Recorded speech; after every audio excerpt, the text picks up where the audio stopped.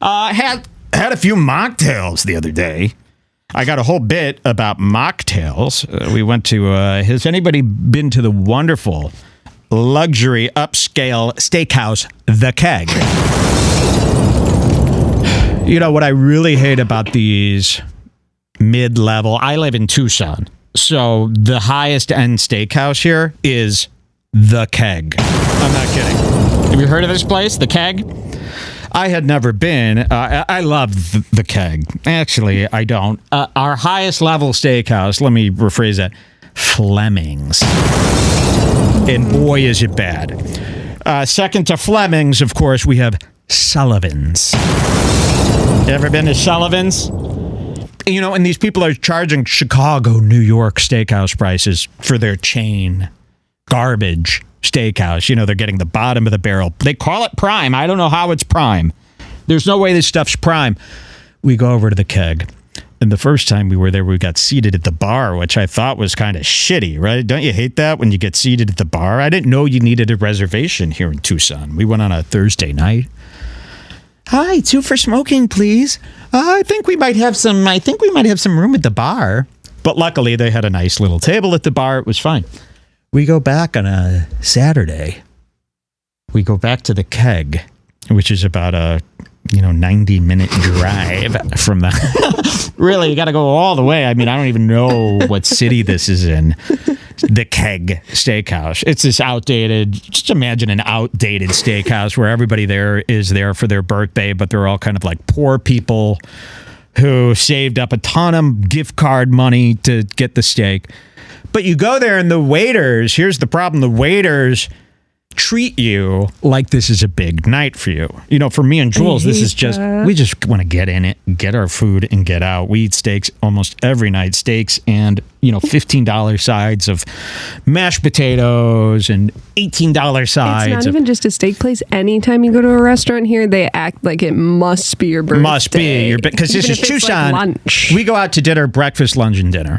And it's as casual as it could be in our minds. But to the waiter, it must be a big day.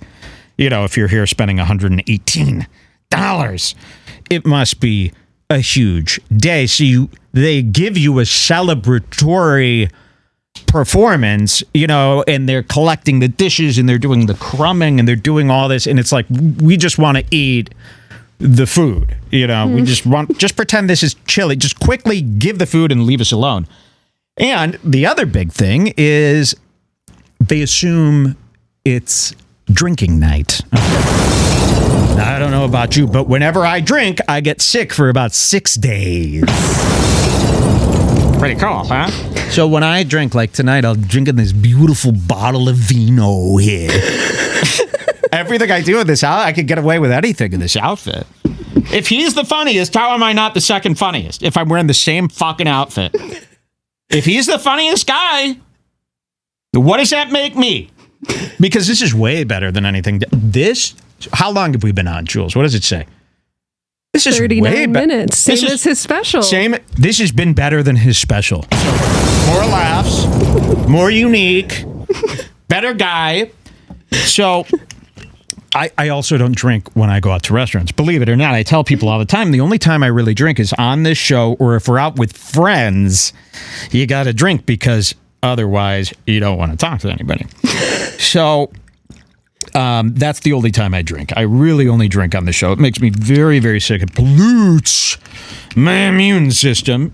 And so when we go to restaurants, and especially a place like The Keg, the waiter's all excited. He thinks this is your anniversary, this is your birthday, and he's excited to make a little moolah. So that what the first thing they do is they come around and they ask you if you'd like a drink. Now, my answer is always no, but when you're in a beautiful place like The Keg, you don't want to disappoint the poor waiter right at the beginning.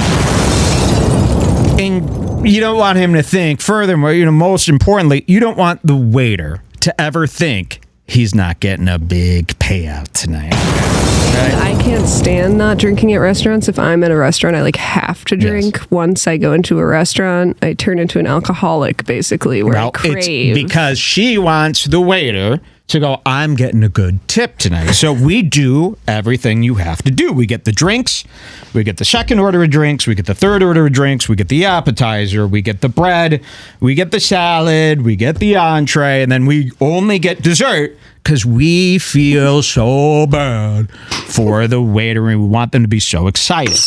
But Mike's like, no drinking tonight at dinner, no drinking. Yeah, because I keep getting sick. So I say no drinking. So we came up with an alternative. Because remember, if the waiter comes by, and this is a lesson to all, when the waiter comes by, you don't want to do this. Because they come by and they're sizing you up. They want to know, am I getting a table of shitty Mexicans who has no money and they're going to be using coupons?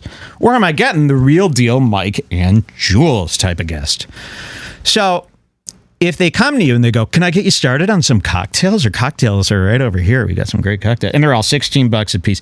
If you say, no, just a water for me, then the waiter in his head goes, okay. Not in his head. Every time you order water, they visibly deflate. They deflate and they go, okay, so I'm not making any money. I'm not going to give the table any attention. So you have to get the drinks and you can't get a Coke. They want you getting a $16 drink 3 times for each person, okay? So we decided to appease the waiter, and we've never done this before, but we look and on their cocktail list was a section called mocktails. So Jules orders us up 2 mocktails.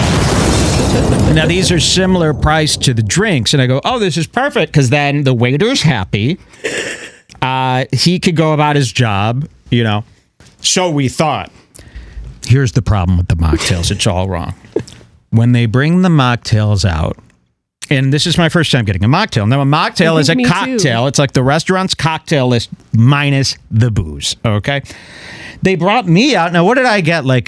It was like a Moscow Mule. A Moscow Mule mocktail, okay? Now, Moscow Mules usually come in these brass cups, right? Yes. So they brought it to me in the brass cup. And then Jules ordered some drink. It came in like a regular little cup. And when we got the drinks, we cheers. We go, thank you. And we take our first drink at the restaurant like this. We go, hold on. Pretend I really didn't take a shot. So here's the Moscow Mule. I go, oh, that's not a drink.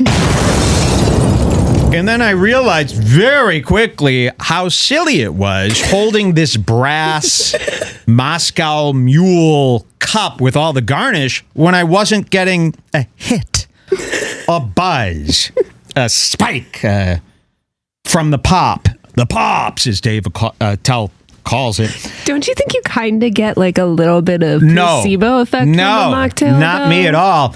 So after the first 2 sips, I go, what would be the point of me drinking this? It's not good. It just tastes like a cocktail without alcohol. And when you try that, you go, oh, that's not really something you would drink. So after 2 or 3 sips, I kind of put it away. I go, this is really stupid and silly. Now, here's the biggest problem. Problem number 1, for mocktails, you can't drink them. It's silly. It's stupid. It's pointless. You're not getting drunk. So it's really gay and you feel like a giant poser. Here's the other problem. You sure as hell can't order another round of mocktails. Now how stupid is that? And I didn't think of that because this waiter, remember, what did I tell you? If you don't order 3 drinks apiece, you're dog shit to them. You're poor. Always put the cap on the ketchup. You're poor, you're shit, you're a Mexican, you're an Indian person to them, you're nothing, they're not going to treat you nice. You can't order a second round of mocktails. It's the silliest thing in the world because it's like, what are you guys doing now? So you have to cap it at 1, which we did, and then the waiter doesn't get his continued. If the waiter isn't coming back to check if you're done your drinks, they leave you sitting there. They'll waiting for your bill for an eternity. Leave you sitting there. So here's what you actually have to do. You have to order the alcoholic drink, and you have to drink it, and you have to get sick. It's the only way the waiter has a nice night. Now, I also think guys should not be waiters. This waiter we had happened to be a guy. You stressed me in the phone. Just a little tip, little story. They might think you want everything mock. That's something that I really worried about. You know, this was my first time ordering a mock cocktail. Now, when I ordered my steak and all that other stuff, while I was waiting for it, I go, oh, I hope he knows that I don't want a mock steak and mock potatoes instead of mashed potatoes. You get mock potatoes.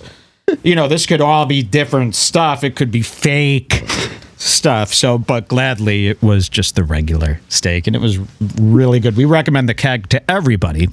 No, it actually sucks. I'm just shopping this story around because I'm going to be on David Chang's cooking show on Netflix Live coming up. Yep, this is a big thing. I'm going to be on